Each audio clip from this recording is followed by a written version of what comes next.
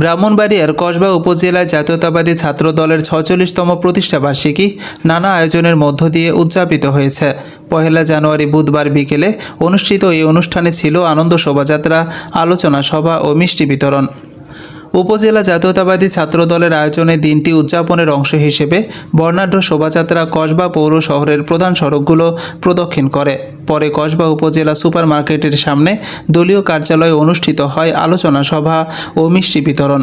আলোচনা সভায় সভাপতিত্ব করেন কসবা উপজেলা জাতীয়তাবাদী ছাত্র দলের সাবেক আহ্বায়ক KM সাইফুল ইসলাম এবং সঞ্চালনা করেন সাবেক সদস্য সচিব আরিফুল ইসলাম জুয়েল।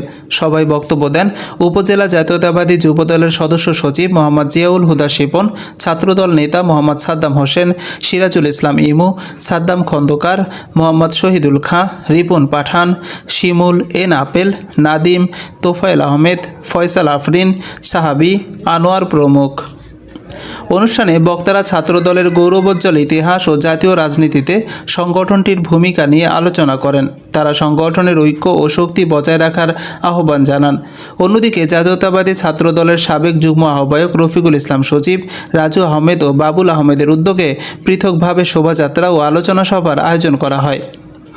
দিবসটি উদযাপন উপলক্ষে অংশগ্রহণকারীদের মাঝে ছিল উৎসাহ ও উদ্দীপনা। ছাত্রদলের নেতাকর্মীরা বলেন, প্রতিষ্ঠাবার্ষিকী তাদের সংগঠনের প্রতি নতুন করে উদ্দীপনা যোগাবে এবং জাতীয় রাজনীতিতে তাদের ভূমিকা আরও শক্তিশালী করবে।